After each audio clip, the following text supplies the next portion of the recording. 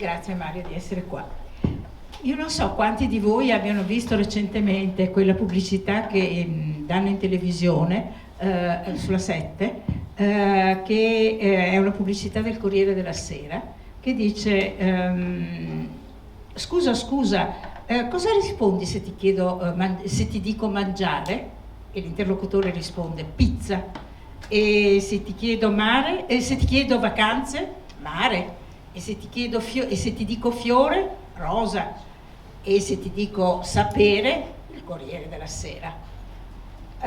Io mi domando se io chiedessi a voi, avessi chiesto a voi prima di essere qui e prima di essere qui per Mario Infelice, cosa direste se, a proposito della storia del libro, Aldo Manuzio o Mario Infelice?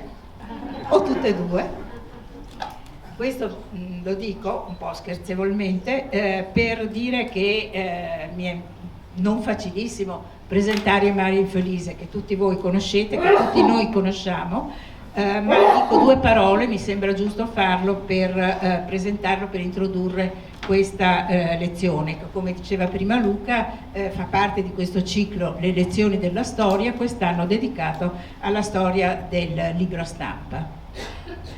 Mario si è laureato in storia moderna a Padova, è stato borsista alla Fondazione Einaudi di Torino fra il 1980 e l'82, poi all'Istituto di Studi Filosofici di Napoli fra l'82 e l'84, poi dall'87 è diventato professore associato a Ca' Foscari, poi ordinario per 2 anni a Milano e poi è tornato a Ca' Foscari, dove è rimasto durante tutta la sua carriera. Insegnando storia del libro e storia culturale, questa è la materia ufficiale. È stato visiting professor negli Stati Uniti, a Chicago e all'Università di Wisconsin. Guardi che ci sono delle sedie qua davanti. Et directeur d'études à Parigi, all'École des Hautes Études. Non c'est l'École pratique d'autres études. Confondo sempre con la Sciences Sociales dove sono stata invece io. I suoi interessi principali di ricerca sono stati il libro, l'editoria e la società, soprattutto fra XV e XIX secolo, ed è ovviamente per questo che non avrebbe potuto non essere invitato all'interno di questo nostro ciclo di lezioni della storia che ovviamente, e su questo tornerò subito dopo, si occupa di libri a partire dal nostro obiettivo generale, dal nostro titolo e dalla nostra funzione sociale, se così possiamo chiamarla, che è quella di occuparsi di Rialto. Mario si è anche occupato di censura e potere in Europa, di comunicazione, cultura, mito, politica e reti informative sempre fra XV e XVIII secolo, e su questi temi, che sono i temi base sui quali stiamo lavorando con Linea d'Acqua, era assolutamente pertinente l'invito fattogli. Ha una serie di pubblicazioni sulle quali non torno più di tanto, vorrei solo ricordare i Remondini di Bassano, Stampa e Industria nel Veneto nel Settecento, nel 1980, l'editoria veneziana nel Settecento, pubblicato da Franco Angeli, I libri proibiti da Gutenberg all'Encyclopédie, pubblicato dalla Terza e tradotto in varie lingue, mi pare spagnolo, arabo, giapponese, se non dimentico qualcuna, prima dei giornali alle origini della pubblica informazione, I padroni dei libri, il controllo della stampa nella prima età moderna, Roma, Bari, La Terza, 2014. E poi da ultimo Aldo Manuzio, per l'appunto, la costruzione del mito, Roma 2022. Su questi temi ha anche vinto dei progetti di ricerca del PRIN, che è, per quelli che non sono accademici, il tipico progetto di ricerca del Ministero dell'Università, e della Queen Mary University di Londra. Ha avuto cariche istituzionali a Ca' Foscari, biblioteca, dipartimento, senato accademico, dottorato di ricerca, insomma una serie di funzioni universitarie importanti. Vorrei anche ricordare brevemente, che mi pare di non poterlo fare, alcuni di voi sono veneziani quindi sicuramente la conoscono, non posso non ricordare la piccolissima collezione, serie che alcuni di noi ricevono come omaggio natalizio da Marsilio, di librini molto piccoli ma di una collana raffinatissima di cui è stato curatore inizialmente con Cesare De Michelis, poi da quando Cesare ci ha lasciato è rimasto curatore lui e pubblica questa collana, questa serie di libri di cui sceglie ovviamente i casi studio, i dati, i soggetti e gli autori, e sono veramente dei libri assolutamente preziosi e di grande pregio secondo me. Perché parlare di tutte queste cose nell'ambito di Progetto Rialto? Mi sembra doveroso dire due parole per quelli di voi che non ci conoscono, che non sono veneziani affezionati. Progetto Rialto esiste ormai dal 2019, quindi prima parlava di 4 anni Luca, sono molto più di 4 anni. Noi dall'inizio abbiamo sempre organizzato questo ciclo che si chiama Le lezioni della storia, nel quale abbiamo sostenuto la tesi e sempre più l'abbiamo organizzata, che parlare di Rialto non significa parlare soltanto di beni, di prodotti alimentari. Certo è una storia di mercato di lunghissima data e quindi necessariamente anche di prodotti alimentari, ma anche di prodotti culturali, e che un rilancio, che sarebbe la nostra aspirazione e obiettivo, un rilancio del mercato di Rialto, non può non pensare anche a prodotti culturali di vario ordine e tipo. Lo dico a maggior ragione adesso, quando forse alcuni di voi se ne sono accorti, il MUVE, che è la Fondazione Musei Civici Veneziani, ha deciso finalmente, dopo 12 anni in cui è vuoto, di restaurare il secondo piano della pescheria.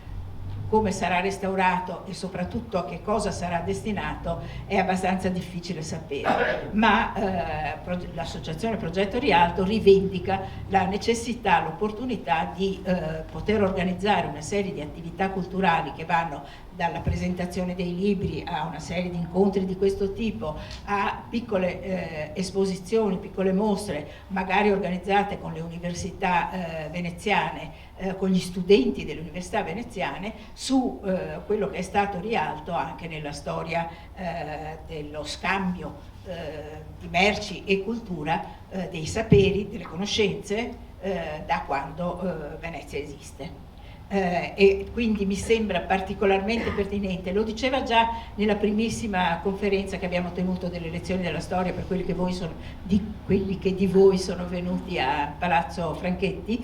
Neil Harris insisteva su questo legame fra attività produttiva e commerciale e di scambio nel mercato di Rialto, nel cuore di fatto della città, e scambio culturale. Quindi mi sembra particolarmente pertinente ricordarvelo oggi. Detto questo, e Mario mi scuserà se prendo ancora un minuto di tempo, io non posso non ricordare a tutti, in particolare ai soci, che occorre rinnovare la quota. Siamo nel 2025, siamo quasi a metà marzo, e quindi la nostra quota sociale, che è veramente bassissima, è 20 euro, tutte le attività dell'associazione stessa, quindi tutte le lezioni della storia. Diceva un momento fa Simone che abbiamo addirittura 60 video, io francamente non credevo fossimo arrivati a questo punto, ma abbiamo veramente fatto un sacco di cose. Ci sono questi contributi delle lezioni della storia, ci sono altri contributi brevi, articoli, risultati di tesi di lavoro sul mercato, ci sono le ricette di cucina tradizionali della laguna veneziana, insomma una serie di contributi che ruotano intorno al tema di Rialto. E quindi c'è questo sito su cui trovate il modulo e potete registrarvi. Esistono anche 2 luoghi rialtini, se questo vi è più comodo, che sono la libreria Linea d'Acqua in Ruga Rialto, o la bottega delle sorelle Sent nel sottoportico degli Oresi. Vi ringrazio molto e do la parola a Mario. Grazie.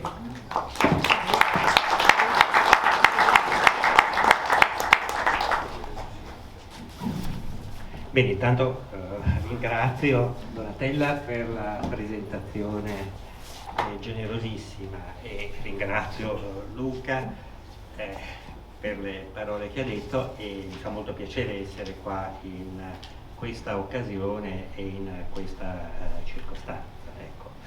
Quando Luca Gentilini mi aveva invitato qualche mese fa, mi aveva telefonato per chiedermi di fare questa lezione, avevo detto immediatamente sì, con piacere. Poi mi è venuto in mente, devo dire solo in un secondo momento, che avevo scritto, questo me lo ricordavo, ecco, l'ha ricordato anche Donatello, avevo scritto un libro 36 anni fa, pubblicato anzi un libro 36 anni fa su questo argomento, ma dopo non c'ero molto ritornato, nel senso che poi mi sono occupato di altre cose.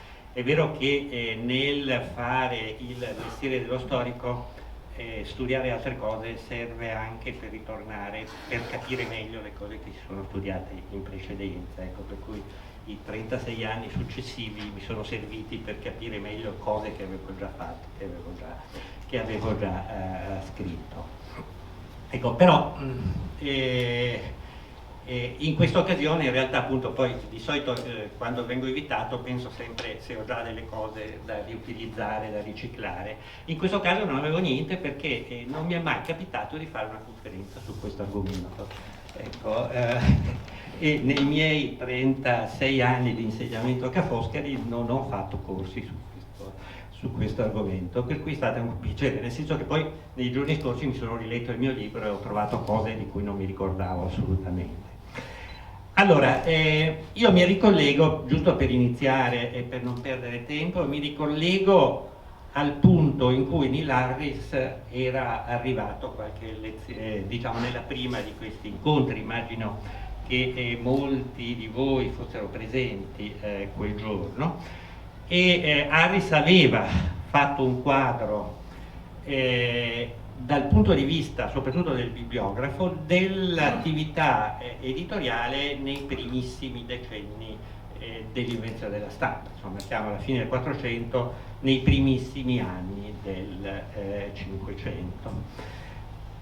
Allora, io poi parlerò del 700, state tranquilli, ecco, non è che, però alcuni elementi di raccordo sono piuttosto sono da fare, un po' per capire il problema. Ci sono delle questioni di lungo periodo che caratterizzano questo aspetto e che è bene chiarire e che fanno anche capire la rilevanza del tema.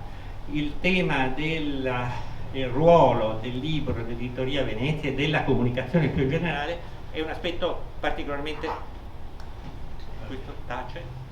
Dicevo, ci sono degli elementi di lungo periodo che consentono di comprendere meglio la rilevanza dell'argomento. Ora, Venezia è stata per 4 secoli uno dei principali centri editoriali d'Europa, ecco, con caratteristiche diverse nel corso del tempo, però sono 4 secoli, sono 400 anni, dalla metà del 400, dal 1469, quando aveva iniziato periodo di cui aveva iniziato Neil Harris, fino alla metà dell'Ottocento. Ecco.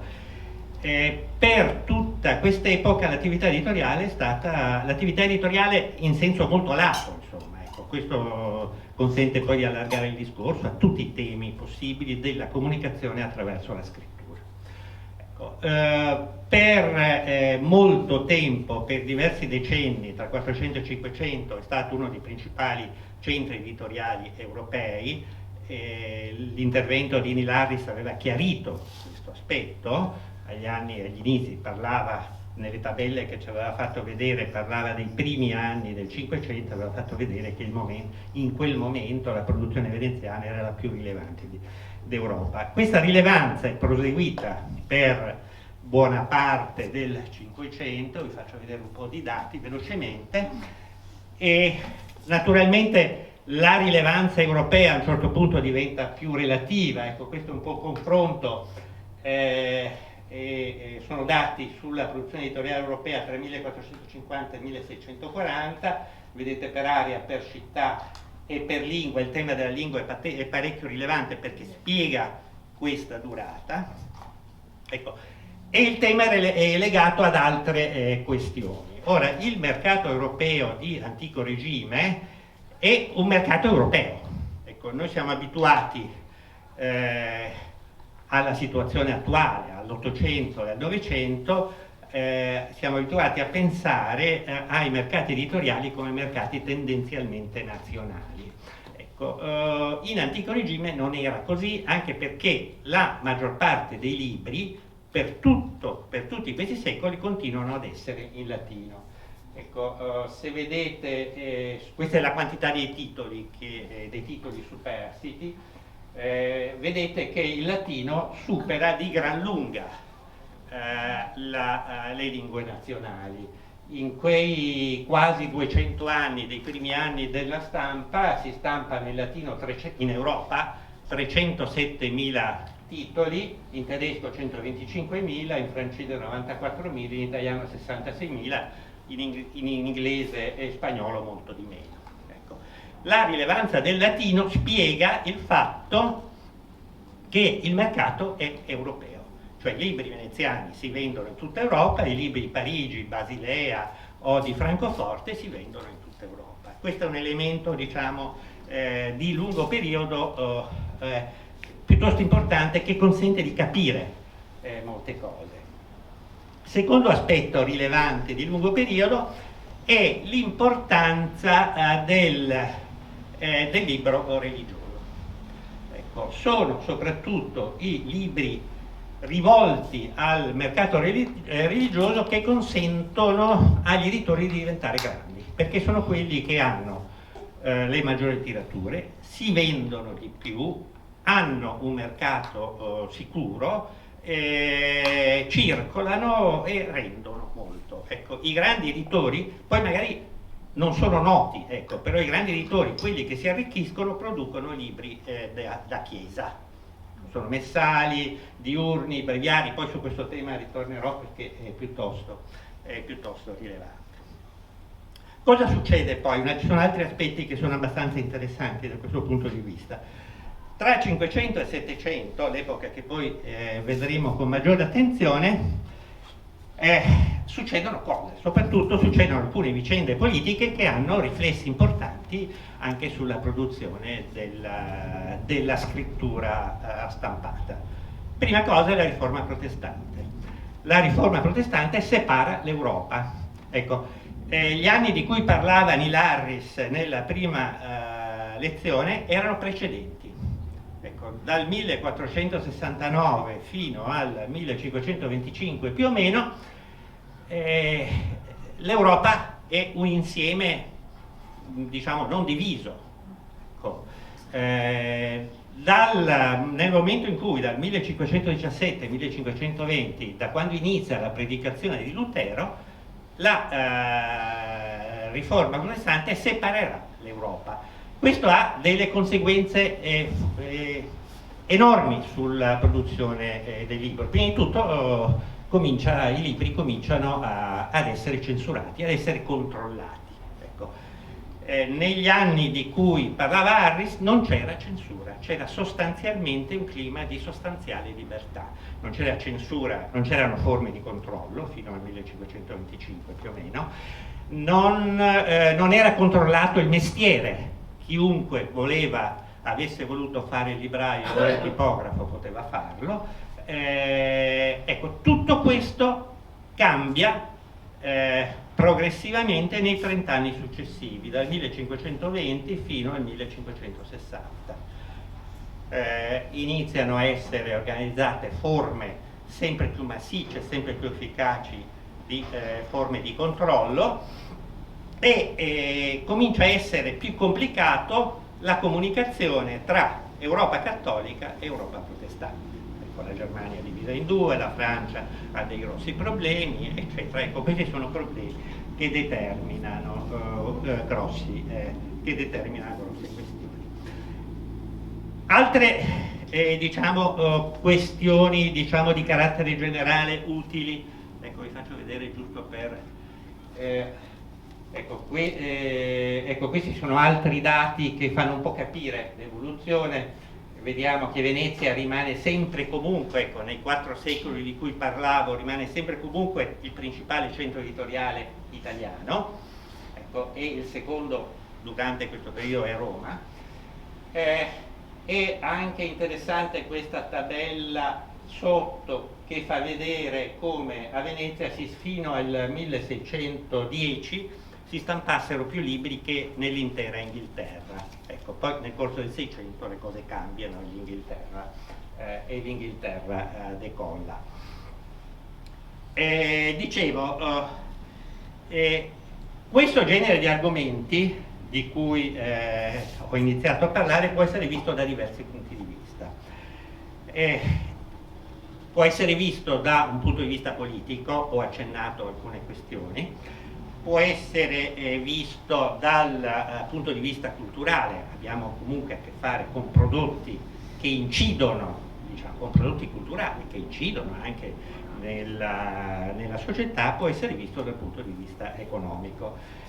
Ora, in questa occasione, dato il tema, data la situazione, soprattutto mi soffermerò su questo aspetto, vedrò l'argomento soprattutto dal punto di vista economico, commerciale, come funzionava il mercato, come funzionava lo scambio, la produzione, mi soffermerò soprattutto su questo tipo di effetti. Torno un po' alla curva alle tendenze generali. Allora, ho detto prima, sono 4 secoli di egemonia perlomeno italiana, ecco, con alcune flessioni. C'è il grande momento quattrocentesco-cinquecentesco, nel corso del Seicento c'è una certa crisi, Venezia attraversa una certa crisi, soprattutto attorno alla metà del secolo. Nella seconda metà del Seicento c'è una fortissima ripresa.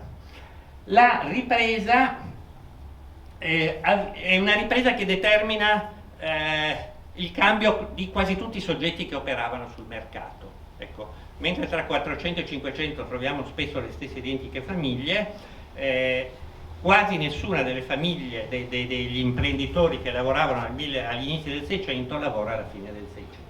C'è un ricambio abbastanza significativo degli imprenditori nel campo. La ripresa avviene nella seconda metà del Seicento, di nuovo pubblicando opere di carattere religioso. Sono libri di questo genere, ecco, Messali, ecco, l'Officium Beate Maria Virginis, pubblicata da Baglioni. Ecco, i nomi che vi faccio sono quelli dei grandissimi e dei più grandi produttori di libri di questo genere, che sono anche poco noti ai collezionisti, perché tutto sommato producevano solo libri di questo genere, ecco, producevano poca roba di diverso, però sono libri, questo lo spiegava anche Harris, sono libri pubblicati per esempio in inchiostro rosso o in inchiostro nero. Il che è complicato, perché significa che ogni foglio doveva passare 2 volte sotto al torchio, una volta per il rosso e una volta per il nero. Occorreva carta di buona qualità, che quindi potesse sopportare questo duplice passaggio, avevano generalmente poi all'interno illustrazioni, insomma erano libri complicati e molto costosi. Ecco, però non c'era nessuna chiesa, nessuna parrocchia in Europa che potesse rinunciare ad avere il Messale romano. Quindi era un mercato sicuro che era sostanzialmente in mano a pochissimi operatori europei. I più grossi nel Cinquecento sono i giunti sono fiorentini che poi si stabiliscono a Venezia, diventano ricchissimi, sono una vera e propria multinazionale, si occupano di tutto, si occupano di libri e di molte altre cose, hanno casa nel palazzo Foscarini a San Stae. Agli inizi del Seicento i giunti cominciano a lasciare il mestiere e la casa dei giunti poi viene acquistata dalla famiglia Pezzana, che qui non lo... Questo Baglioni di cui parlavo prima, anche questa è una figura, dico 2 parole perché è piuttosto interessante, perché diventa ricchissimo ed è uno di quei casi in cui in 3 generazioni un tale che agli inizi del Seicento andava in Germania a vendere libri nelle fiere, il nipote diventa patrizio veneziano, ecco, in sole 3 generazioni, cambiando genere. Tommaso Baglioni, che era quello che andava in giro per le fiere come prestanome di un altro libraio veneziano che era stato scomunicato e che quindi non poteva mostrarsi in pubblico, pubblica il Sidereus Nuncius di Galileo nel 1610, però non si faceva soldi pubblicando Galileo, erano pochissime copie, si faceva soldi pubblicando il Messale romano. Il figlio nel 1630 cambia completamente genere, ha poi appoggi romani che gli garantiscono privative e si lancia in questo mercato e nel giro di 50-60 anni diventa una delle case più importanti d'Europa. Nel grafico sopra vedete il confronto con i Plantin di Anversa. I Plantin di Anversa erano gli altri grandi produttori europei di rossi e neri, di libri di questo genere, che dominavano precedentemente sul mercato spagnolo. I Baglioni, come vedete, nel corso del Settecento li superano nella produzione di questo genere. Nel 1717 Paolo Baglioni che paga 100.000 ducati per entrare nel Maggior Consiglio, quindi diventa patrizio veneziano. È un caso, come dire, di scalata straordinaria, ecco, non frequentissimo, anche se succedeva in quegli anni. Ecco quest'altra tabella. Ecco, allora, come dicevo prima, pubblicare, ecco, questo è un aspetto piuttosto rilevante, dicevo, pubblicare libri di questo genere consentiva poi di arricchire il mercato. Allora, l'attività di stampa, ecco, più o meno, adesso poi tornerò su questo tema, le esportazioni di libri corrispondevano più o meno al 2,5% delle esportazioni complessive veneziane nel corso del Settecento. E dalla produzione libraria dipendevano circa 1.000-1.500 posti di lavoro. Sono posti di lavoro in ambiti molto diversi. Ci sono tipografi, librai, incisori, tutti quelli che fanno le immagini, disegnatori, venditori di stampe, eccetera. Poi c'è la parte, come dire, culturalmente più rilevante. Ci sono gli scrittori, ci sono quelli che si occupano della redazione, della revisione dei testi, che fanno gli indici. Ecco, c'è un indotto parecchio ricco che dipende da questo tipo di produzione. Ecco, possiamo calcolare che fossero circa 1.000-1.500 figure che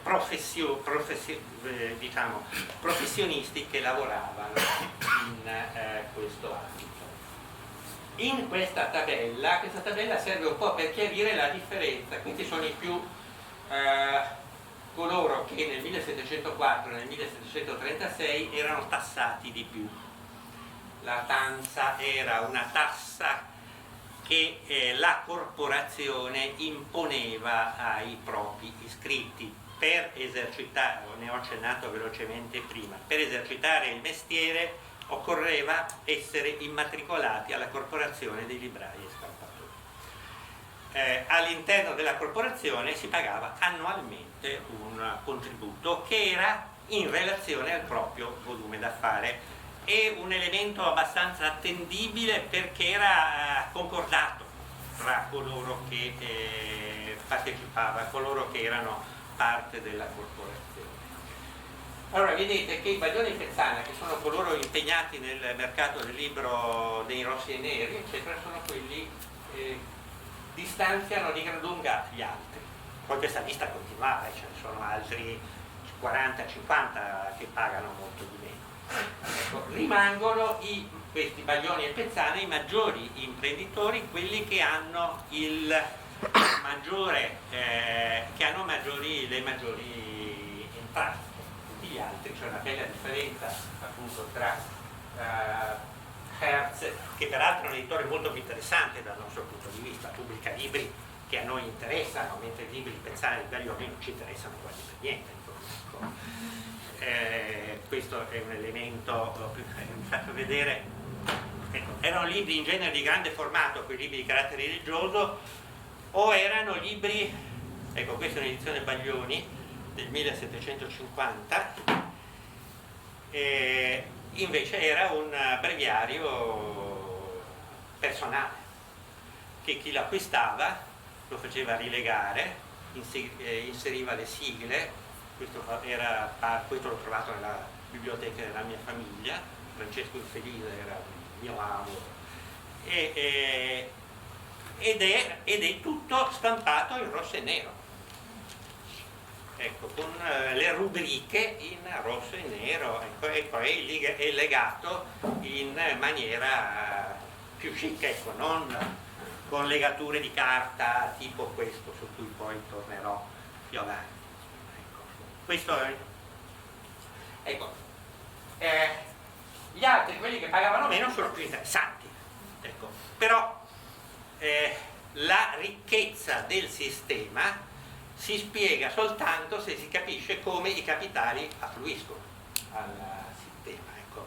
È un po' come, non so, l'esempio che facevo quando spiegavo queste cose agli studenti, come il cinema italiano della seconda metà del Novecento, senza gli spaghetti western, senza i porno soft, non ci sarebbe stato Fellini e Visconti, ecco, cioè, è il prodotto di massa che consente al sistema di arricchirsi e a investire anche in settori differenti che sono meno redditizi da quelli classici.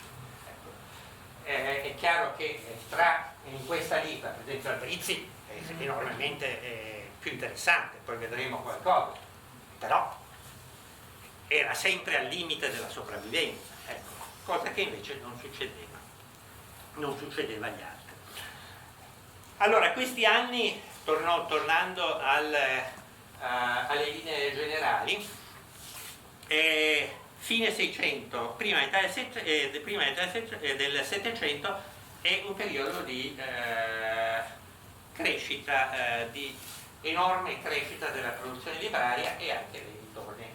Ecco, qui mi era capitato di trovare i profitti annuali di uno di questi librai medio-alti, Giovanni Manfrè, dal 1720 al 1722 moltiplica per 6 i propri profitti annuali, con degli alti e bassi, ma insomma più alti che bassi.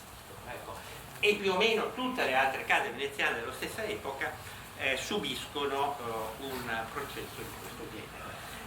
Che cosa si pubblica in questi anni? Ecco, qui vado molto velocemente perché i libri pubblicati sono migliaia e ovviamente non posso farvi un elenco. Vado piuttosto per generi, un po' per un'infinità di dizionari. Pubblicare i dizionari era un'operazione complessa, molto complicata, erano edizioni in più volumi, spesso erano traduzioni francesi o inglesi, in qualche caso venivano tradotte. Per la prima volta in questi decenni si traduce, in genere le traduzioni in Europa erano italiano-francese, francese-italiano, italiano-spagnolo, eccetera, oppure inglese-francese, francese-italiano. Per la prima volta attorno agli anni 40-50 si traduce in italiano direttamente dall'inglese, nel caso abbastanza che era eccezionale, non succedeva prima, ecco, non era mai successo, si passava sempre attraverso il francese, però per esempio ecco, no, lo vediamo nell'altra tabella, questo dizionario universale, no, vedi, ho perso la slide, comunque il dizionario di Chambers, che mi pareva di aver messo, ah sì, è questo qua, viene tradotto, che è, come dire, è il padre dell'Encyclopédie di Roda Lambert, trae spunto da questo dizionario di Chambers inglese, viene tradotto direttamente dall'inglese. ecco, ed è un caso abbastanza interessante da questo punto di vista, però in altri casi gli si lasciava in francese indifferentemente. Ecco, quel dizionario geografico di Dupuisé de la Martinière è pubblicato a Venezia direttamente in francese, sono molte le opere francesi pubblicate direttamente in francese. Ecco. Un dizionario di medicina, sono tantissimi dizionari, ecco, tenete presente che sono opere in molti volumi con illustrazioni. Nella tabella che vedete sotto, vedete, vi date un po' l'idea, ecco, per esempio il dizionario geografico della Martinière, sono 10 volumi in folio, quindi di grandi dimensioni, e costava 300-400 lire venete, poi su questo tornerò a dire qualcosa. Ecco. Sono opere complesse, ecco. Spesso gli editori non avevano il tempo di siccome si aspettava l'uscita a Parigi o a Londra per fare la traduzione bisognava aspettare il completamento dell'opera, perché c'era bisogno di un nuovo ordine alfabetico, e allora le pubblicavano direttamente in francese perché questo risolveva il problema. Sono opere complesse, dice. Un'altra cosa che volevo farvi vedere prima nella tabella precedente è la quantità di illustrazioni.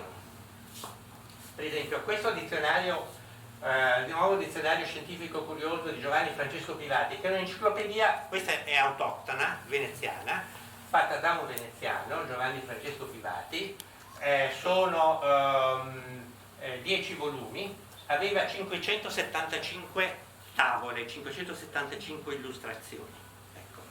Ed è stata fatta in pochi anni, cioè in pochissimi anni, è l'ultima enciclopedia fatta da un unico autore, ecco. Poi da quel momento in poi nessun'altra enciclopedia è stata realizzata da più autori. Ora, le opere di questo genere in questi decenni sono moltissime, ecco. Queste sono altre.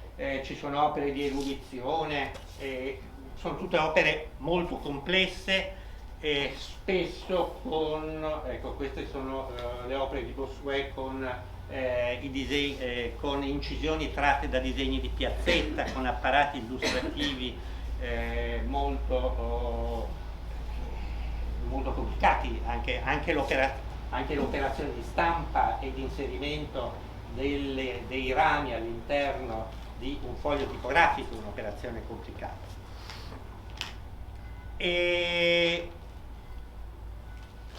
nel frattempo, ecco, queste opere, nel frattempo, mentre va avanti questa intensissima attività editoriale, poi cominciano a diffondersi e a funzionare, questo succede in tutta Europa, però appunto a Venezia, soprattutto in Italia, soprattutto a Venezia, cominciano a essere pubblicate le prime riviste scientifiche che hanno anche la funzione di pubblicizzare i prodotti, le nuove edizioni, e hanno una funzione promozionale piuttosto importante. Ecco, questo è uno dei giornali più rilevanti dell'epoca, il Giornale dei Letterati d'Italia, che esce per diversi anni, dal 1710 in poi, che pubblica recensioni, ma le recensioni hanno comunque sempre un'attività promozionale.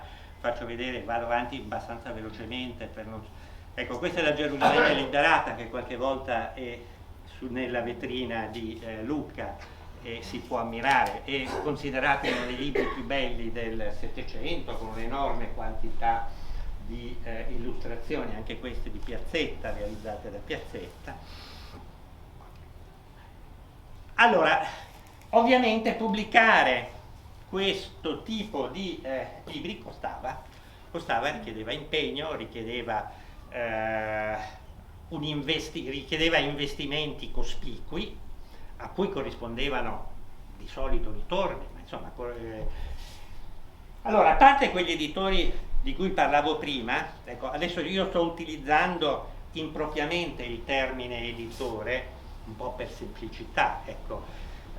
Tra 400 e 700 non esiste, tranne rarissimi casi, la figura dell'editore in senso moderno. Sì, lo era Aldo Manuzio, l'editore, cioè una figura che pensa, che ha un programma culturale, promuove e realizza un programma culturale. Ecco, Aldo Manuzio lo era, ecco, ma sono pochissimi in Europa le figure di questo genere. Dall'Ottocento in poi la figura dell'editore diventa più rilevante del tipografo o del libraio, di colui che materialmente produce o vende il libro. Ecco, tra 500 e 700 figure del genere ci sono tipografi e librai, e la figura dell'editore è una figura un po' vaga, spesso è il libraio, ma spesso è qualcuno che non risulta, che non si vede, che sta dietro, che dice al libraio potresti pubblicare questo. Allora, sempre in questi decenni, prima del 700, convergono verso alcuni tipografi o librai,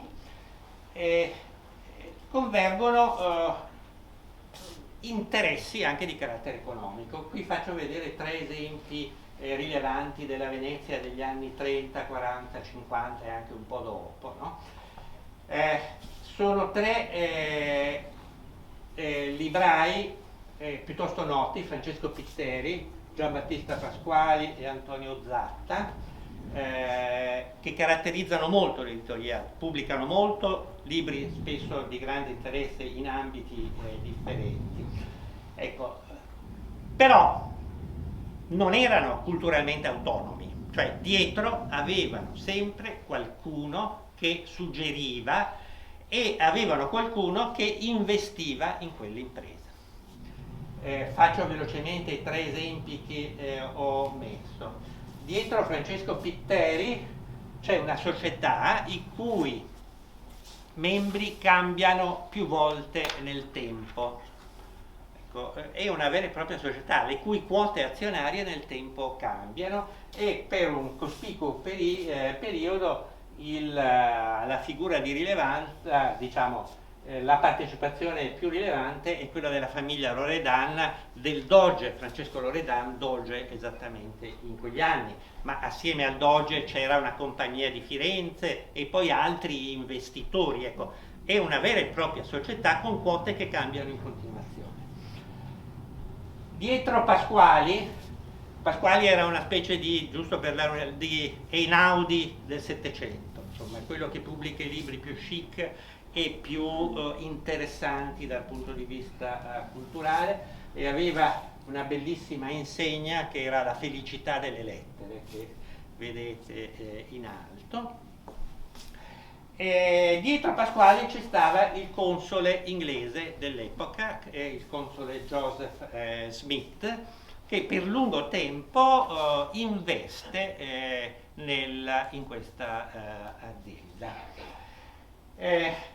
L'ultimo è Zatta. Antonio Zatta ha una lunghissima attività, pubblica libri dal 1750 fino alla fine del Settecento, e ha dietro di sé nel tempo figure molto diverse. Una delle figure più rilevanti è questo Amedeo Zweyer, che era un mercante protestante di Norimberga, ricchissimo, tra l'altro che aveva grande collezionista, abitava nel palazzo a San Canciano, quel palazzo che ha, ci passa spesso facendo Santi Apostoli, che ha i ganci sul muro, che tutti toccano il gancio. Ecco. Se voi guardate la facciata del palazzo, ci sono tutta una serie di anfore romane che sono quello che rimane della sua collezione, la collezione di questo mercante piuttosto su di peso. Ecco. E Zatta è uno degli editori più interessanti del Settecento, però nel corso del tempo dietro Zatta ci sono stati i Gesuiti, negli anni 50 e 60 era l'editore dei Gesuiti, ecco. Poi alla fine del secolo comincia a rendersi autonomo, ecco. Quindi chi è l'editore? Non sappiamo, l'editore è chi sta dietro, ecco.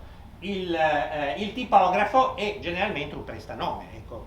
Spesso ci rendiamo conto, vedendo le corrispondenze, di questi personaggi che spesso sanno scrivere malamente, ecco, e ci stupiamo, ecco, come potessero essere in grado di fare scelte culturali raffinate. Certamente non erano loro a farle, ma era qualcun altro. E poi c'è la parte commerciale, dove si vendevano i libri. Allora, qui il discorso potrebbe essere... Allora, in questi 4 secoli i luoghi dei librai tendono a cambiare. Tra 400 e 500 sono un po' sparsi nel corso della città e sono anche a rialto. Tra 600 e 700 si spostano tutti verso le mercerie. La concentrazione, nel corso del 700, la concentrazione dei librai è tutta tra San Salvador, Merceria San Salvador, San Zulian, Ponte dei Barretteri dove ce n'erano tantissimi, Merceria dell'Orologio. Quindi questo è Campo San Salvador, Calle delle Acque, tutta la merceria, tantissimi al Ponte dei Barretteri e poi fino a San Marco. Qui potete vedere questo elenco è relativo al 1740, l'elenco dei librai che sono lungo questo itinerario nel 1740 e la cifra che vedete accanto a ciascuno è quanto pagavano d'affitto. Questo vi dà un po' un'idea anche della dimensione delle botteghe. Ecco, tenete presente che la zona delle mercerie era allora come oggi la zona in cui le botteghe i cui affitti erano più costosi, e gli affitti più costosi arrivavano ai 300 ducati anno. E qui Albristi pagava 270, Recurti addirittura 348, eccetera. Ecco. Allora, il fatto che fossero tutti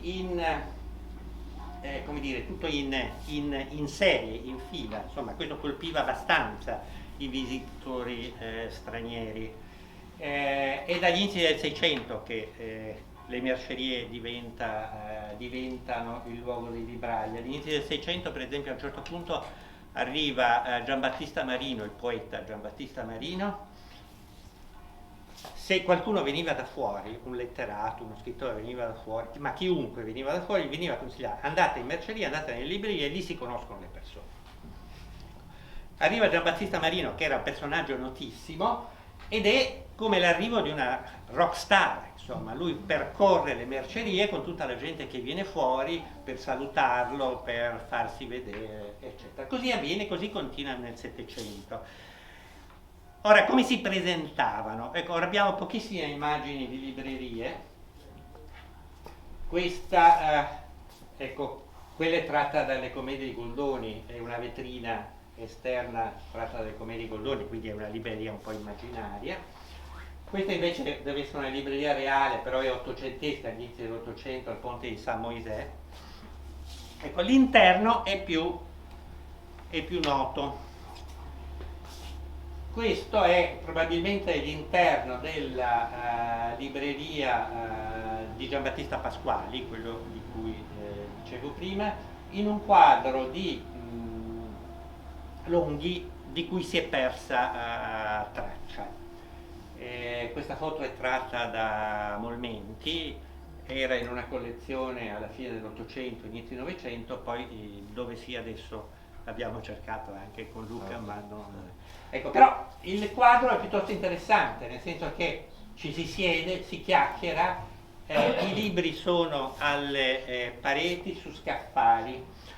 I visitatori stranieri, quando arrivavano, si stupivano ed erano anche affascinati da questo tipo di esercizio commerciale.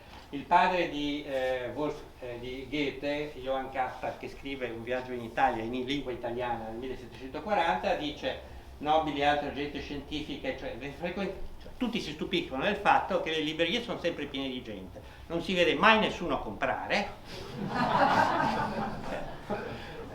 però stanno lì, chiacchierano, è un'occasione per conoscere gente. Lo dice sia il padre e poi lo dice 40 anni dopo Johann Wolfgang, quando fa il viaggio in Italia, dice la stessa cosa.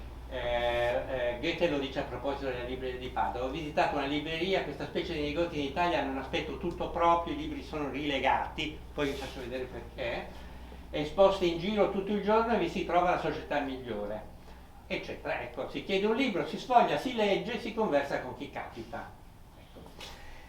Ve ne faccio vedere un'altra che è molto bella, anche se non è veneziana. Questa è la libreria veronese, è la libreria Tumerman di Verona, che è una specie di salotto. E questo invece sotto è una libreria tedesca.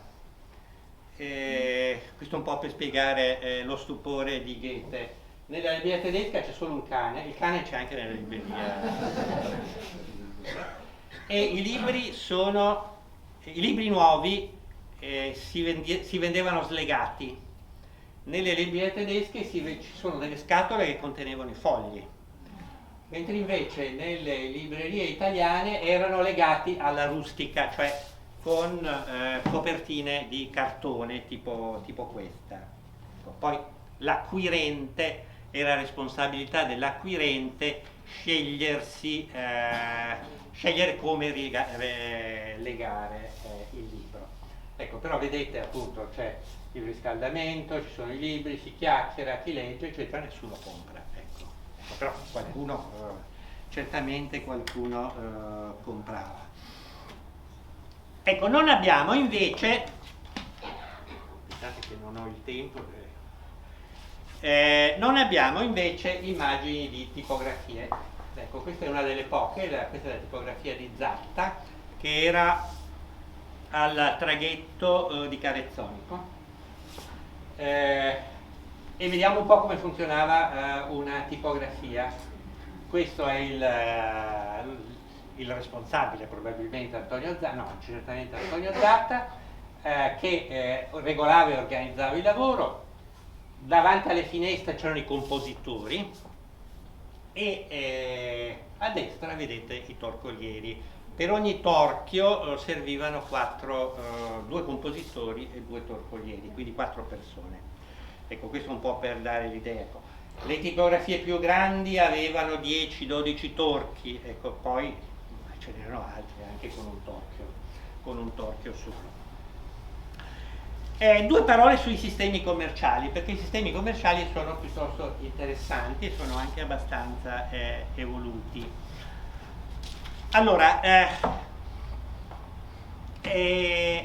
sì, il problema, diciamo, ecco, questo era venuto fuori anche nella conferenza di Nili Larris, perché alcune città diventano centri editoriali e non altri. Qualcuno in quell'occasione aveva chiesto, ma come nelle città universitarie, perché nelle città universitarie non succede?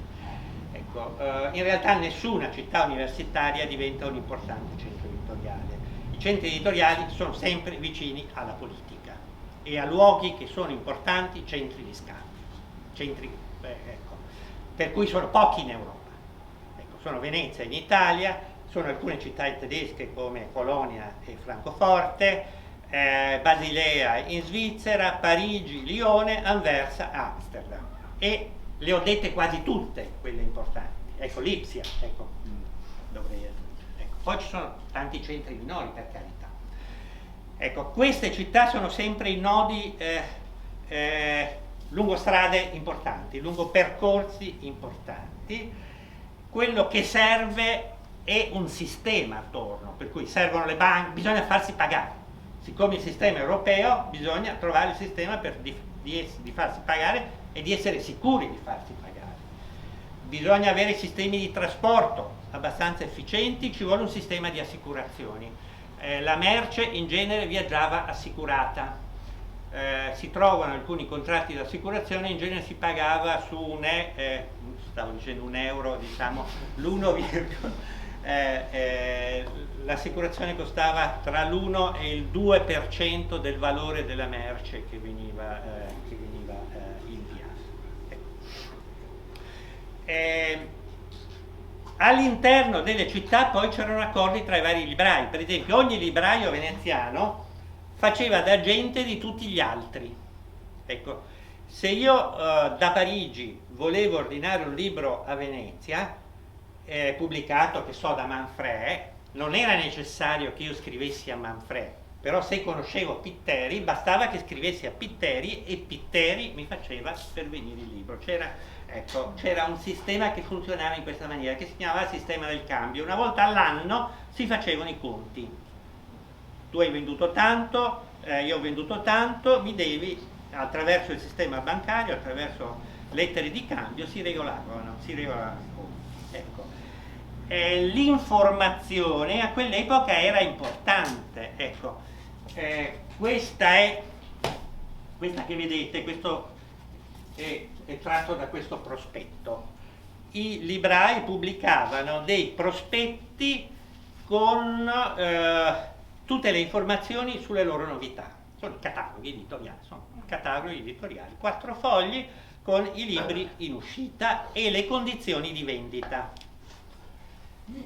Al termine, c'era qui in questa parte, questa è la foto di questo, la direzione, c'è tutta una serie di spiegazioni, questo è del 1795 ed è della libreria di Alessandro Pepoli, conte bolognese, finito malissimo perché vuol fare l'editore, cioè aristocratico bolognese, dalla vita avventurosa, ma non ve la racconto, se no perderei circa 2 ore, ma è molto divertente, ecco, gli viene in testa di acquistare una libreria e di fare l'editore, poi finisce malissimo, finisce ammazzato, compra una libreria in Campo San Polo, e allora dice: le spese di porto e di dazio saranno sempre a carico del compratore, i pagamenti devono essere fatti in valuta corrente di questa piazza e non abusiva, a chi procurerà 10 associati una copia gratis, eccetera, tutte le condizioni possibili. Potete rivolgersi anche al negozio di San Polo, eccetera. Ecco, tutte le informazioni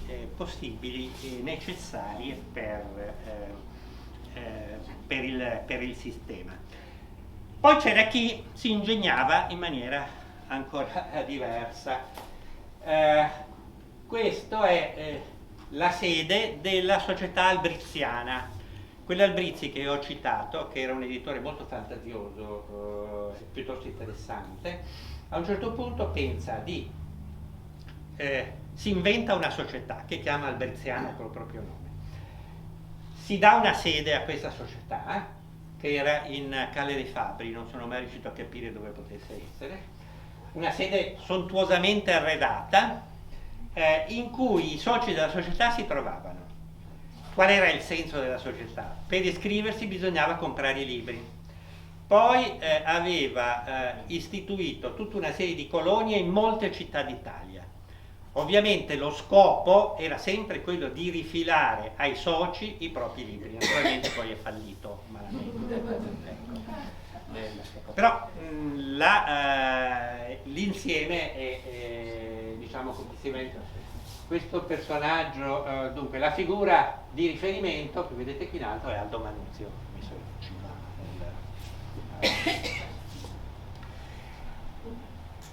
Ecco,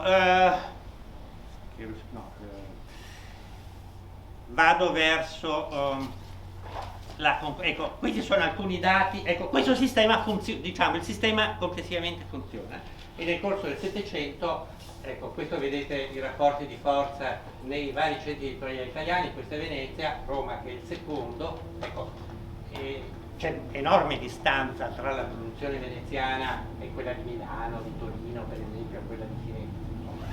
I centri principali rimangono Venezia, Roma e Napoli. Le edizioni veneziane però si muovono di più, circolano di più. Questa tabella è fatta sulla base dei titoli, non sulla base dei volumi commerciali. Mentre invece quest'altra è data, queste sono le esportazioni, i dati sulle esportazioni nella seconda metà del Settecento, dai registri di dazi sulla base del peso. Sono dati in libbre grosse veneziane. Vedete che in alto ci sono le esportazioni, in basso ci sono le importazioni e la ripartizione dove vengono esportati i libri: 53% negli stati italiani, il 20% nello stato veneto, il 21% al di fuori d'Italia. Questo per darvi un'idea di quello che poteva essere il mercato. Velocissimamente anche questo. Queste sono le esportazioni. Qui i dati che abbiamo sono più generici, Levante, Ponente o Nord Europa, vi dà un po' un'idea. E questa è una tabella interessante perché sono le importazioni spagnole. Ecco, la Spagna era un mercato importantissimo per Venezia, fondamentale. Lo era per tutti gli editori europei perché era l'unica area europea importante senza avere grossi editori propri, per cui italiani e francesi, soprattutto veneziani e francesi e svizzeri anche, si contendevano spesso il mercato spagnolo. Nel 1763 il 46% delle importazioni spagnole era da Venezia. Allora, funziona tutto questo sistema? Questo sistema apparentemente funziona, ecco, per tutto il secolo funziona senza crisi, però si lamentano moltissimo. Nella seconda metà del Settecento, questo capita sempre, ecco, spesso ci si lamenta invano, ecco. Però se si va a vedere l'archivio, c'era una magistratura veneziana importante che si chiamava Riformatori dello Studio di Padova, che era un po' una specie di Ministero della Cultura della Repubblica di Venezia, ed è pieno, nella seconda metà del Settecento, di lamentele. Ecco. Gli tipografi e i librai veneziani si lamentano perché si lamentano per un'infinità di cose. Nel 1765 quindi i riformatori nominano lo scrittore Gasparo Gozzi, figura molto interessante, scrittore, giornalista, una figura molto scrive di un'ironia straordinaria, anche un po' depresso, a un certo punto decide di suicidarsi nel 1780, si butta giù dalla casa di Caterina Dolfina a Padova, pensando di cadere in canale. Il canale era stato prosciugato il giorno prima, insomma ha una vita, ecco, però è un personaggio che a me ha sempre fatto un'enorme simpatia, e scrive delle bellissime relazioni sulla situazione della stampa veneziana. Cos'era successo? Era successo che nel 1750, dopo molta insistenza, la corporazione degli stampatori veneziani aveva accettato l'immatricolazione di un tale che veniva da Bassano, della famiglia Remondini. Si chiamava Remondini, Giambattista Remondini, aveva una grossa stamperia a Bassano e quindi produceva in terraferma. E poi produceva robaccia. Questi sono gli stabilimenti della piazza di Bassano, e produceva un'infinità di libretti popolari, li si chiamavano libri da risba, libri che venivano venduti a migliaia di copie, molte stampe di santi, eccetera. Poi fa soprattutto fortuna con le opere di Sant'Alfonso dei Liguori. Sant'Alfonso dei Liguori, non so se qualcuno di voi era vescovo di Sant'Agata dei Goti, ed è uno degli autori più fortunati della storia editoriale del mondo. Qualcuno ha calcolato alla fine negli anni 90 del Novecento, ha fatto un confronto tra Shakespeare e Sant'Alfonso. Shakespeare è stato tradotto in 77 lingue, Sant'Alfonso in 70. Ecco, e la quantità di edizioni però di Sant'Alfonso era superiore a quelle di... I libri di Sant'Alfonso erano straordinari perché erano rivolti a un pubblico scarsissimamente alfabetizzato, a preti ignoranti, a quelli che non sapevano il latino, scriveva storielle molto semplici, e il livello minimo di alfabetizzazione possibile, e questa era la sua opera più famosa, più importante, Le Glorie di Maria, opera dell'illustrissimo Monsignor Sant'Alfonso dei Liguori, eccetera. Remondini pubblica in migliaia e migliaia di copie delle opere di Sant'Alfonso. Ogni ristampa Sant'Alfonso le correggeva semplificandole. A Bassano ci sono ancora le bozze sue. Se vedeva una parola che gli pareva complicata, la sostituiva con una parola più semplice. Le sue storielle erano lunghe al massimo 3 righe, erano 3 righe edificanti, ecco. Ed è uno strumento straordinario per capire la prima alfabetizzazione. Ecco. Il successo di queste cose è strepitoso e Remondini diventa il più grande editore europeo di quell'epoca, anche perché ha tipografia, cartiere proprie lungo il Brenta e lungo il Prato, quindi ha carta propria, paga la manodopera meno, perché la manodopera di terraferma costava molto meno perché non era soggetta ai vincoli della corporazione. La corporazione ha fortissimi vincoli e la manodopera veneziana era molto più cara. È questo che fa imbestialire i librai veneziani. E poi, soprattutto, si serve di centinaia, ecco, i dipendenti erano 1 migliaio circa a Bassano, si serve di centinaia e centinaia di venditori ambulanti che, a cui finanziava i viaggi, che andavano in giro per l'Europa, non solo per l'Europa, molti vanno in America. Quella stampa che vi ho fatto vedere prima, per esempio questa, è una stampa messicana, per il mercato messicano. Andavano a Cadice, si imbarcavano, andavano in America, vendevano le stampe, andavano in Russia, giravano tutti i mercati russi e vendevano le stampe in russo stampate a Bassano. Ecco, ovviamente nessun altro libraio veneziano era in grado di fare questo. Ecco. C'è un conflitto che va avanti una decina d'anni, Remondini compra tra l'altro una bottega in merceria anche lui, quindi stabilisce la propria sede a Venezia. È un caso, come dire, di delocalizzazione, insomma. Manodopera in terraferma, sede a Venezia, i libri che stampava risultavano stampati a Venezia. Questo faceva ovviamente imbestialire i tipografi della corporazione. Da un punto di vista generale la produzione veneziana rimane sempre altissima, però i tipografi veneziani ovviamente non sono contenti. Ecco, questi sono i venditori ambulanti. Questo è questi libretti che questo sono certamente di ecco, poi c'è scusate, ho perso la voce. Stampe di, soprattutto stampe di immagini. Ecco, c'è un quadro di Bellotto che fa vedere come venivano esposte a Varsavia le stampe.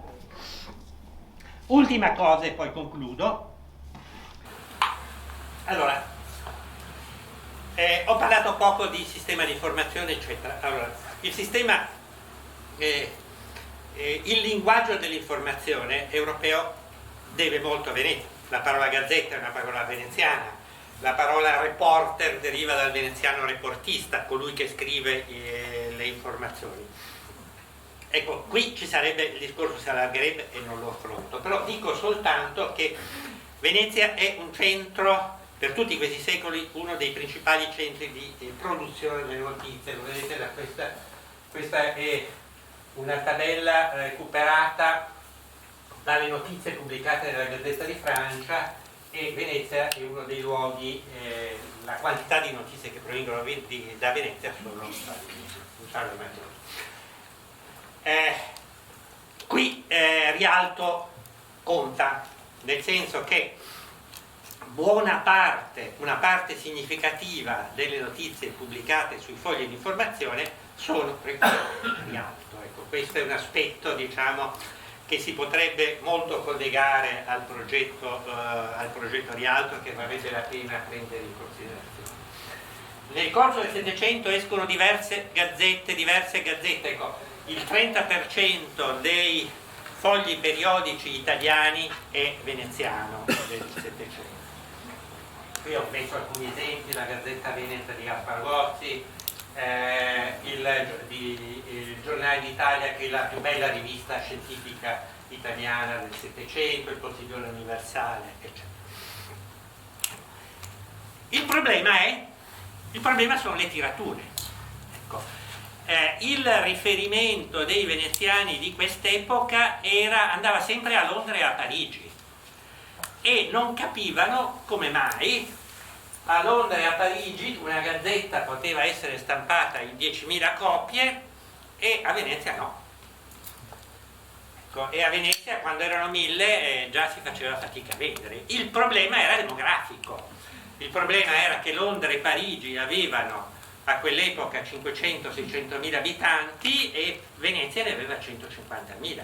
Ecco, a un certo punto lo capiscono e allora dico, facciamo una gazzetta veneta che possa interessare tutto il Veneto, tutto lo Stato. Ecco, però non è la stessa cosa, perché se io devo fare arrivare quel foglio da Venezia a Brescia perdo 2 o 3 giorni, ci metto 2 o 3 giorni, quindi la cosa non funziona. Quindi il problema delle tirature e il problema della dimensione che nel frattempo le città hanno avuto è un problema sostanziale. Questo faceva sì, tra l'altro, che a Londra e a Parigi un autore riuscisse a sopravvivere bene, campava pubblicando un giornale, lavorando per un giornale. A Venezia no, a Venezia era sempre più. Tutte queste iniziative sono tutte iniziative che nascono ma muoiono molto rapidamente proprio perché non stanno in piedi. Insomma, il povero Gasparo Gozzi diventa pazzo, va da Floriano, le gazzette avevano sede in genere da Floriano a raccogliere notizie, le inserzioni, cerca inserzioni eccetera, però fa sempre fatica a recuperare il pubblico. A Parigi e a Londra invece questo problema non c'era. Ecco. E questo è un problema sostanziale, ecco, che però è un problema, diciamo, che non riguarda il tipo di prodotto, riguarda invece tutto questo fino a quando funziona. E con questo chiudo. Anche negli ultimi anni, la Repubblica di Venezia finisce nel maggio del 1797, gli editori di quegli anni lì, tutto sommato, anzi, diciamo gli anni 90 sono un periodo di idee, con alcuni, uno Pepoli, ve l'ho citato prima, poi c'è Antonio Fortunato Stella che poi diventerà l'editore di Leopardi nel corso dell'Ottocento, insomma, le iniziative sono molto e anche molto vivaci, sempre con questo problema delle tirature. Il periodo nero è l'età napoleonica. L'età napoleonica stabilisce, innanzitutto sposta il centro politico su cui gravitare a Milano. Nel 1810 Milano per la prima volta supera la popolazione di Venezia e questo diventa e c'è un migrare di veneziani a Napoli nel corso dell'età napoleonica. Stella, che citavo poco fa, si trasferisce, ma come molti altri si trasferiscono a Milano, che è diventato il centro più vitale. C'è una certa ripresa durante l'amministrazione, durante la seconda dominazione austriaca, anche se Milano a quel punto si consolida come principale centro editoriale europeo, però Antonelli, la casa editrice Antonelli, in fondamenta della Misericordia, nel palazzo che ancora a Cannareggio viene chiamato Antonelli, anche se quasi nessuno sa per quale ragione, il Palazzo d'Alezzo, insomma, quello attaccato alla scuola della Misericordia. Ecco, Antonelli ha nella prima metà dell'Ottocento la più grande tipografia d'Italia, ci sono circa 300 persone che lavorano. Con l'unità tutto questo finisce. Ecco. Luca parlerà di Ongania nel corso dell'Ottocento, nella seconda metà dell'Ottocento, però è un'editoria diversa, ecco, rivolta soprattutto al pubblico dei visitatori di un mondo che è diverso. Ecco. Venezia a quel punto aveva perso quel ruolo politico che era centrale per dare vita a attività di questo genere che sono complesse e che richiedono questo. Forse ho parlato troppo, vi ringrazio per questo tempo.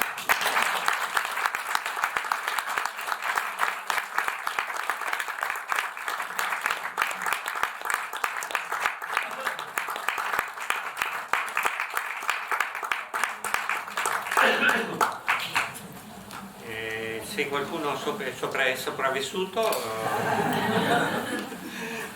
o se c'è qualche curiosità, io sono. Sì, posso chiedere? Prego. Volevo sapere, diciamo di questa grande produttività editoriale di Venezia, quanto pesa la libertà politica, libertà di stampa relativa che c'era a Venezia? Sì, questo è un tema che deliberatamente non ho affrettato, parole. Ecco, cioè questo, in antico regime non c'è una libertà di espressione. Naturalmente il sistema veneziano rispetto ad altri sistemi si è estinto anche questa volta. L'hai consumato. Cioè forse ho parlato troppo. Cioè. Ho cambiato, proviamo questo con le batterie nuove. Il sistema veneziano, sì, però diciamo che semplificare il discorso spesso falsifica il discorso. Ecco. Venezia non ha una corte, a differenza, cioè Venezia è una città che vive di mercato, questo è un aspetto importante. Queste iniziative funzionano se stanno sul mercato. Allora,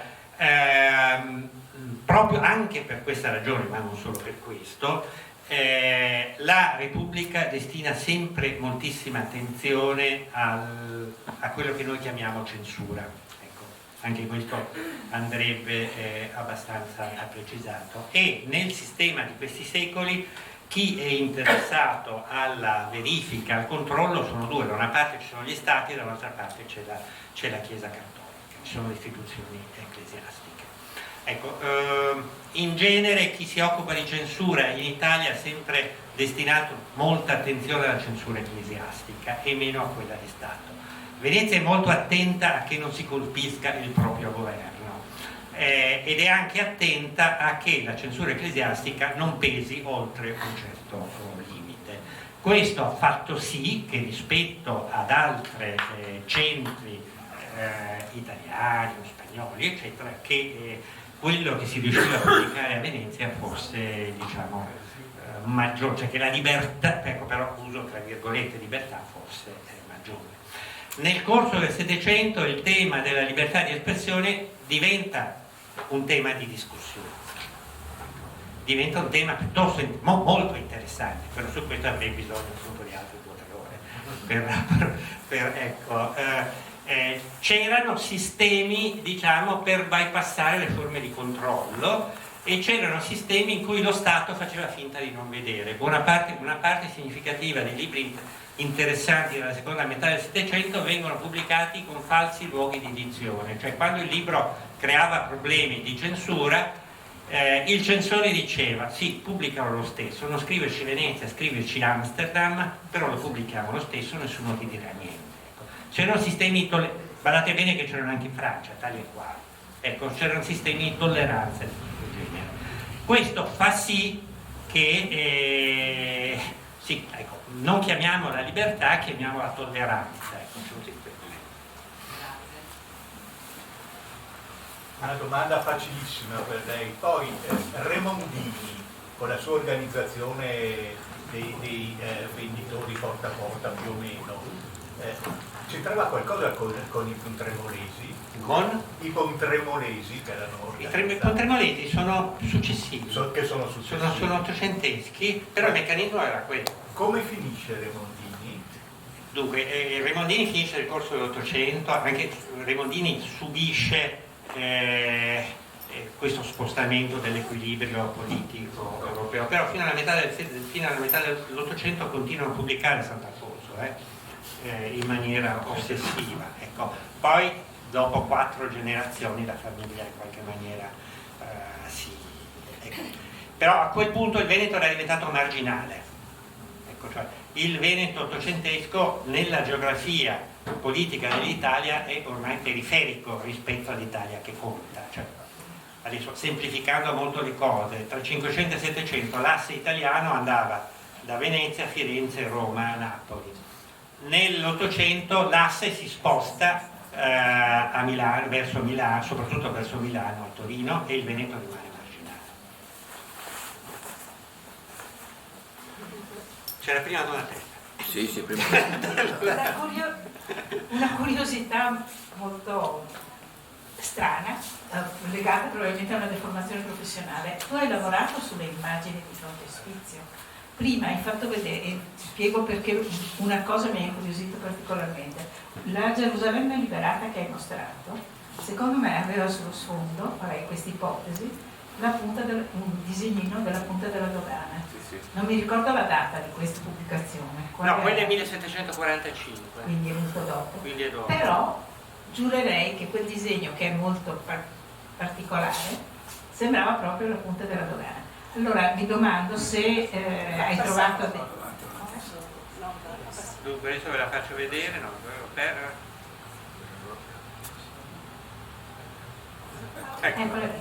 Vedi sullo sfondo. Sì, è vero che sei. Sembra proprio il potere locale. Sì, è vero. Però sì, dietro io non ci avevo fatto caso. Vabbè, mi domando se ci sono dei casi in cui lo sfondo possa essere anche uno sfondo architettonico non solo di fantasia e se qualcuno, tu stesso, Buona ha mai fatto una buona riflessione. parte mi sembrano in fantasia, ecco. Però devo dire che confesso di non avere idea. No, ce ne sono molti, ce ne sono molti di reali. Di reali, sì, e anche di incisori importanti, questo qui è di Carnevalis, per esempio. È di Luca Carnevalis, sì. Poi ce ne sono dei come si chiamava l'incisore, quello di Zatta, Francesco Zatta mi pare che sia, della famiglia Zatta. Ah no, era Giacomo Zatta. Giacomo Zatta, sì, ce ne sono alcuni suoi, sì, è una cosa abbastanza frequente. Sì. Grazie. Salvatore? No, volevo chiederti se concordi con la conclusione che alla fine la ricaduta sulla classe dirigente veneziana è stata molto limitata, cioè tutte queste pubblicazioni alla fine, o anche sì la circolazione del libro, è stata limitata. Ti faccio un esempio: Mattia Viale, che ha scritto un articolo sui consumi a Venezia nel Settecento, per quanto riguarda i consumi di cioccolata, di tè, di zucchero, Venezia è sul livello di Londra e di Parigi, non ci sono problemi. Se però analizzando il numero dei libri posseduti da molte famiglie veneziane era limitato rispetto alla presenza di questi libri comprati in città come Parigi, come Londra. Dunque, complimenti per la tua conferenza che ha abbracciato moltissimi argomenti sui quali bisognerebbe aprire ulteriori dibattiti. Uno di questi, ad esempio, il ruolo del tedesco rispetto anche della lingua tedesca. Della lingua tedesca rispetto e il discorso anche sulle pubblicazioni inglesi. Comunque resto sulla prima domanda. L'inglese c'è qualcuno, cioè no, l'inglese resto sulla prima dai tempi di Sarpi qualcuno inizia a studiarlo. Il tedesco è lingua dei mercanti, è lingua esclusivamente dei mercanti, e quello che sorprende è che certamente le biblioteche tedesche sono piene di libri italiani che sono arrivati in Germania all'epoca, ma tantissimi. Tutte le grandi biblioteche tedesche. Nelle biblioteche italiane non ci sono libri in lingua tedesca anteriori all'Ottocento. Ecco, questo è abbastanza significativo. E sì che tedeschi ce n'erano molti qua. Perché i mercanti parlavano italiano. Perché parlavano anche Sveia, quello che vi ho fatto vedere, si italianizza anche il nome.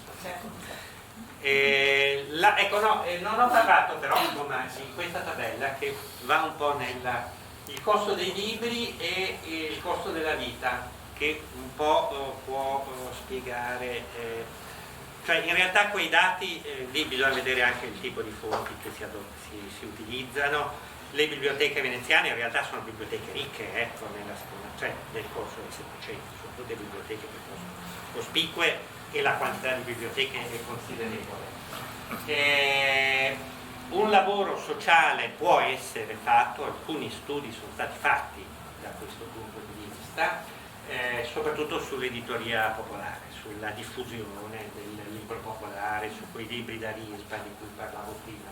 Ecco, in questa tabella di cui non avevo parlato avevo messo insieme era un po' per il costo dei libri e per esempio il costo delle uova, 2 galline, 100 uova, 5 lire, quanto costano i libri.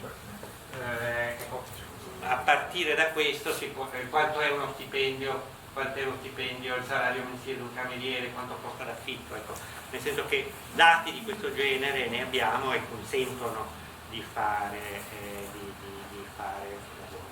Ecco, sì, la differenza, ecco, però appunto Roche per Parigi aveva fatto un lavoro di questo genere, ecco, però anche per Venezia ci sono molti dati.